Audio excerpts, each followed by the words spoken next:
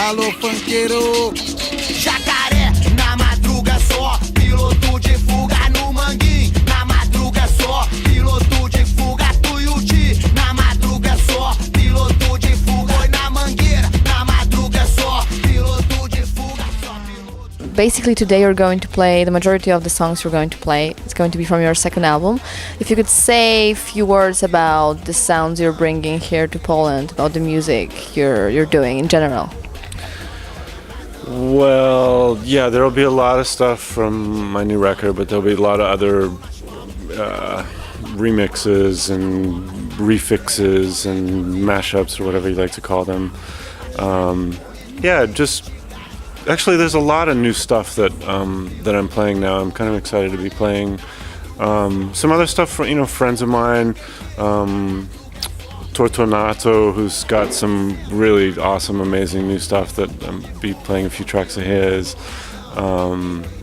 Yeah, it's kind of nice actually, now that I'm thinking about it, that pretty much everything that I play is by people that I know or friends or music that I worked on myself, or so it's all kind of reflective of the community of this kind of music. Yeah.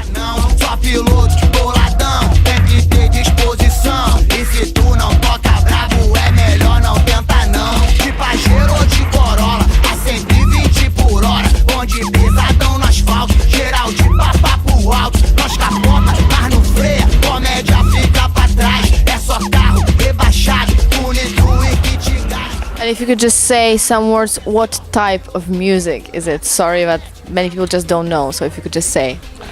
There's not really any one specific word for it. Some people might call it global ghetto bass, transnational bass, what else do they call it? Global ghetto tech.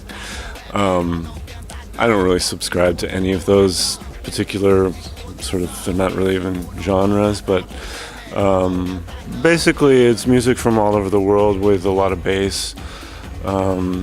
And so I'll be playing, there'll be like bullerengue, there'll be samba, there'll be kuduro, there'll be cumbia, there'll be raga, dancehall, dubstep, not so much dubstep, a little bit though, and everything in between.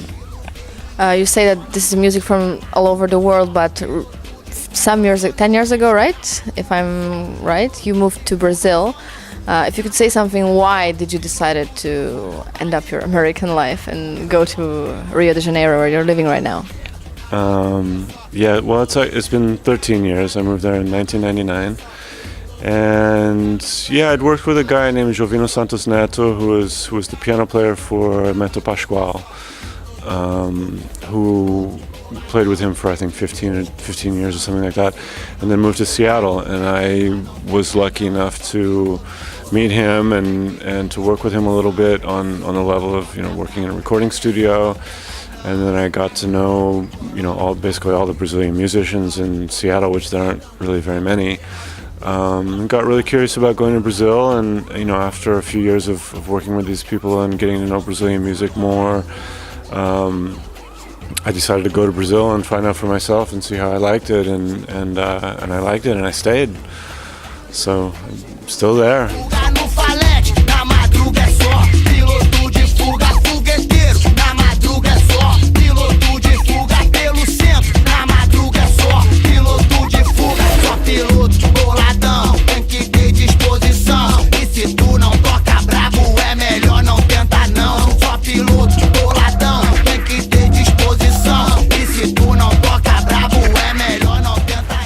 The stuff that's on my record is much more traditional kind of roots, kind of rhythms, mixed with bass music and dub and hip hop and these kinds of philosophies of music production and music composition. So what are the sources of inspiration for Maga Bo?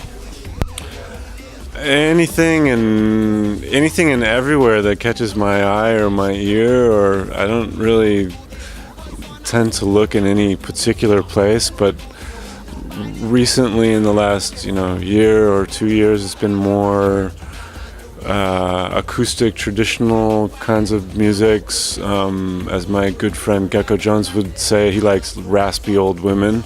singers, and I love raspy old women singers. Like Petrona Martinez has got to be one of the top of my list, or Clementina Jesus, you know. These kinds of voices are really interesting to me, and really sort of, I feel a strong connection with them. Eu quero ver quem vem, eu quero ver chegar. Quem vai levantar poeira no meu arraia? Maria vai atravessar o rio, pega na mão de Zé pra não escorregar. Maria vai atravessar o rio, pega na mão de Zé pra não escorregar.